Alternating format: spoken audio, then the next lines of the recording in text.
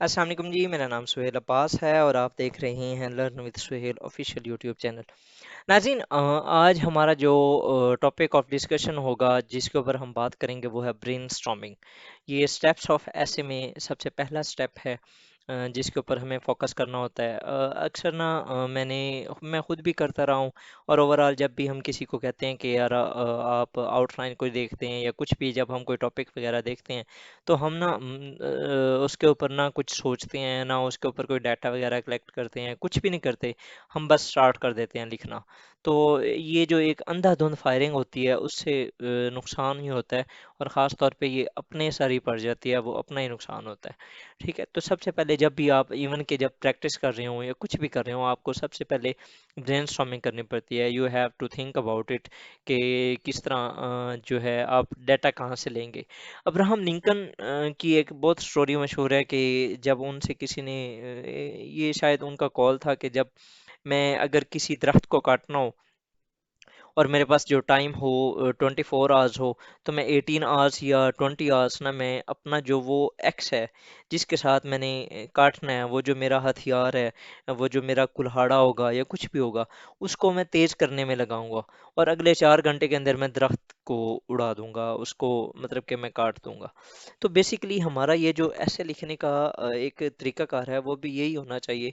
हमें सबसे पहले अपना जो डाटा है वो उसको उसके ऊपर थोड़ा सा टाइम इस तरीके से लगाना चाहिए कि हमारे पास जो अवेलेबल डाटा है उसको हम सॉर्ट आउट करके एक इतना अच्छा किस्म का एक कंटेंट तैयार करें ताकि हमारा जो अगला ऐसे हो उसके अंदर हमें रुकने की फिर ज़रूरत ना हो।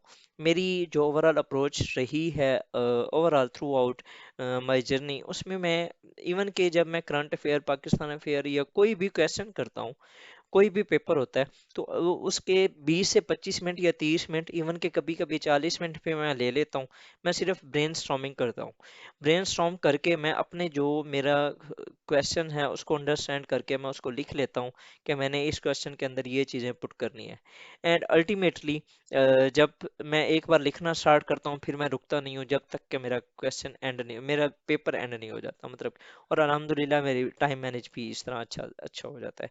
इसी तरह जब आपने अपना ऐसे लिखना होता है तो आपने सबसे पहले ब्रेनस्टॉर्म करना होता है, आपने चीज़ों को देखना होता है कि हाउ जो we can address that topic.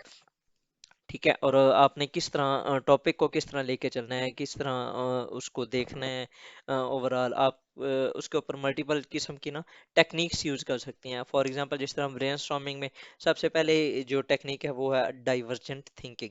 मतलब कि आप ये देखना, कन्वर्जेंस ये होती है कि आप जो रेलिवेंट पॉइंट्स होते हैं वो देखते हैं।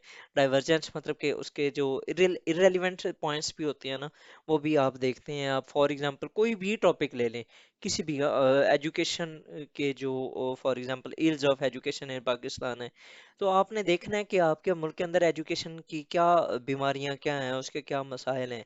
उसके पास उस टाइम आप ये जो ब्रेनस्टॉर्मिंग वाला जो फेज है या ये जो टाइम होता है इसके अंदर आपके माइंड में एजुकेशन के रिलेटेड कुछ भी आ रहा है, कुछ भी। फॉर एग्जांपल कोई टीचर्स अगर फॉर एग्जांपल आपके माइंड में आता है, आपके बच्चे आते हैं जो स्टूडेंट्स हैं या स्टूडेंट्स के मसाइल आते हैं, एजुकेशन के मसाइल आते हैं, पॉलिटिकल जो लीडरशिप है उसके मसाइल आते हैं, टीचर्स के प्रॉब्लम्स आते हैं, ट्रेनिंग वगैरह कुछ भी आता है, अगर इंफ्रास्ट्रक्चर का कोई इशू है तो आप लिख लो। अभी फिलहाल आपने यहाँ पर कुछ भी रोकना नहीं है, कोई भी come up with several possible points related to your topics.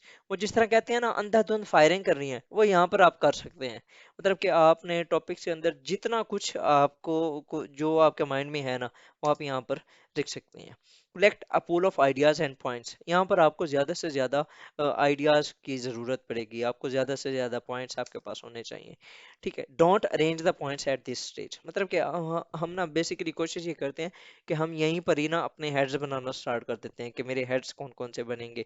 मैं हेड्स बेसिकली उनको कहता हूँ अपने ऐसे के अंदर जो कि मेरे इंट्रोडक्शन और the conceptualisation of the topic या जो भी दूसरा पैराग्राफ होता है उसके बाद के जो हेडर्स होते हैं, मतलब कि काजेज हो गया ऑफ ग्लोबल वार्मिंग, ये एक मेरा हेडर होगा। इम्पैक्ट्स ऑफ ग्लोबल वार्मिंग ये मेरा दूसरा हेडर होगा। सॉल्यूशंस ऑफ ग्लोबल वार्मिंग ये मेरा तीसरा हेडर होगा। और एंड के ऊपर जो कंक्लूजन है। अब ये जो दरमियान वाले 3 हेडर्स हैं, ये इनको मैं हेड कहता हूँ। بیسیکلی ہم نے یہیں پر نا ڈیٹا کو ارینج نہیں کرنا ہوتا، نہ ہی ہم نے چیزوں کو یہاں پر پوائنٹ یہاں پر ہم نے آرگنائز کرنا ہوتا ہے. ٹھیک ہے، فار ایگزامپل اگر میں آپ کو ایک ایگزامپل دوں تو climate change causes impacts and solution, یا گلوبل وارمنگ کے کازز امپیکٹس اینڈ سولوشن. اب یہاں پر گلوبل وارمنگ کے متعلق میرے مائنڈ میں جو کچھ ہوگا وہ میں یہاں پر کلیکٹ کر لوں گا. فار ایگزامپل میں نے جیسے ہی گلوبل وارمنگ کے بارے میں میرے مائنڈ میں آیا تو میرے مائنڈ میں COP27 آ گئی. اس کے علاوہ نیشنل ڈٹرمنٹ جو NDCs ہوتی ہیں. اس کے علاوہ فار ایگزامپل میں یہ سوچوں گا کہ انڈسٹریلائزیشن، فاسل فیولز کی یوٹیلائزیشن ہو گئی. اس کے علاوہ جی نیوکلیئر انرجی ہو گئی، سولر پاور پلانٹس ہو گئے. یہ ساری چیزیں نا، اب یہ دیکھیں میں ایک رینڈملی سوچ رہا ہوں. ٹھیک ہے، اور اس کے بعد فلڈس آ گیا ہمارے ملک کے اندر، ہیٹ ویوز آ گئی، ویدر پیٹرنس چینج ہو رہے ہیں. اس کے علاوہ جی یہ سارا کچھ، یہ جتنے بھی پوائنٹس ہیں نا الٹیمیٹلی اسٹارٹنگ میں لکھ لوں گا. پھر بعد میں یہ برین اسٹارمنگ والے فیز کے اندر بعد میں ان کو چینج کروں گا. اسی طرح اب کرپشن ہے تو کرپشن سے میں اکانومی کا جو ڈاؤن فال ہے وہ دیکھوں گا. پولیٹیکل لیڈرشپ کا جو لیک آف ویژن ہے. اس کے علاوہ ڈائناسٹک پولیٹکس. اس کے علاوہ جی انفراسٹرکچر فیلئر ہو گیا. اس کے علاوہ جی جو ہیں ملٹیپل ہمارے جو برجز ہیں وہ کافی ان کے اندر ڈسٹرکشن ہو رہی ہے. فلڈس کے دوران ہمارے بہت سے مسائل ہوتے ہیں. ٹھیک ہے، یہ ساری جو ایجوکیشن کے پرابلمس ہیں، آرمی کے اندر جو ایشوز ہیں کرپشن کے، یہ ساری چیزیں جو ہیں یہ ساری ان کو سٹارٹنگ میں لکھوں گا. پھر جو اپنی اگلی سٹیجز ہوں گے ان کے اندر میں ان کو آرگنائز کرنے کی کوشش کروں گا. سو ہوپ فلی آپ کو جو برین اسٹارمنگ ہے اس کا آئیڈیا ہو گیا ہوگا کہ مطلب کہ آپ نے صرف سوچنا ہے کہ ٹاپک کے ریلیٹڈ آپ نے چیزوں کو کس طرح کیسے انداز میں، جتنے آپ کے پاس پوائنٹس آتے ہیں، جتنے آپ کے پاس بلٹ پوائنٹس جو کچھ بھی بنتا ہے نا، آپ نے جسٹ ان کو سوچنا ہے اور ان کو لکھ لینا ہے. فردر جو ان کی آرگنائزیشن ہے یا وہ ہمارے اگلے اسٹیپس ہوں گے. So with these words G I would like to thank you for watching my video. اللہ حافظ.